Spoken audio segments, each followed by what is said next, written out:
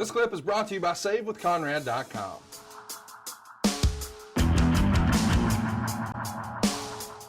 I wanted to ask you about this little footnote. It's not exactly something you would have been involved in, but I know you've probably heard about it. As it's been reported, September here of '86 is when Jim Crockett Promotions would purchase the Central States territory. And we know a year later is when we have the whole Bill Watts discussion.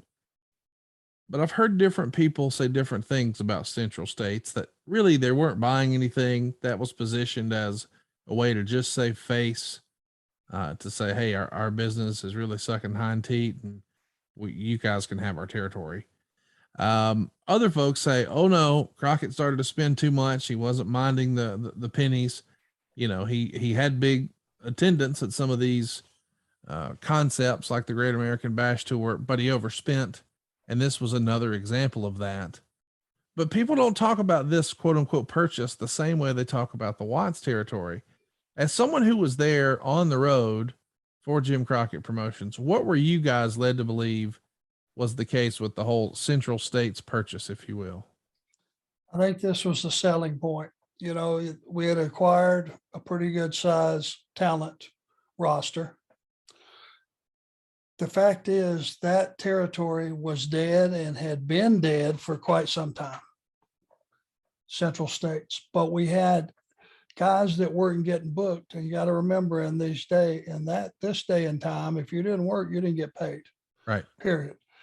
We had a lot of extra talent, had some guys that were middle of the card down to underneath talent that weren't getting booked.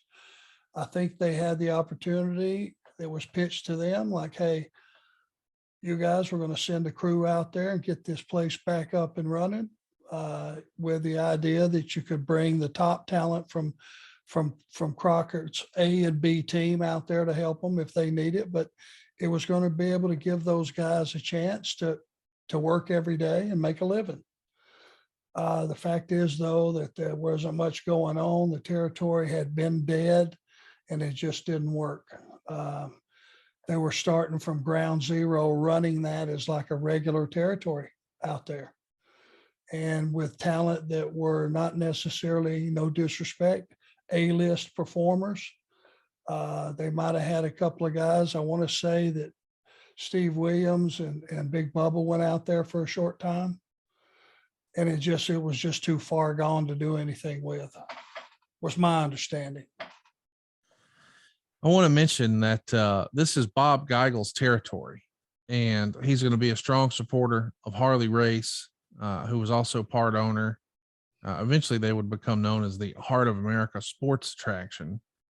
But still, as the story goes, he sells this promotion to Jim Crockett Jr. in September of '86, but he repurchases it, whatever that means, in February of '87, and then closes it in '88. But this feels like a favor from Mr. Crockett to the Geigel family, because Geigel had been a member of the NWA board and even the president for several years. You know, I guess he joined in '63 and then was on the board from '78 on. But he is, as Dusty would call him, a power broker, even if his business wasn't necessarily a booming. It's probably a good thing politically and strategically for Crockett to rub up against Geigel if he wants a vote of confidence from what's left of the NWA, right? Well, if you want to keep St. Louis and Kansas City on a sometime roster, yeah, it would have been a decent idea. And that was the idea. I think you could, send the A team in there at any point and sell either one of those cities, out. But other than that, I don't know what your big towns were. And in those days, the NWA members did honor each other's territory. You didn't go and run in a guy's territory if you were an outsider. It really was like a commission, and there was territories that were divided up that fell under the NWA banner, and you just, in those days, you were respectful of those boundaries. Do you remember having any conversations or interactions with Bob Geigel? Shook his hand, Mr. Geigel. Arn Anderson, how are you, sir? Oh, yes, hello, Arn. Well, that was it. Gotcha. Hey, it's Conrad Thompson. Thanks for checking out the podcast here on YouTube. Be sure to hit the subscribe button and the notifications bell so you get a notice anytime we upload some new content.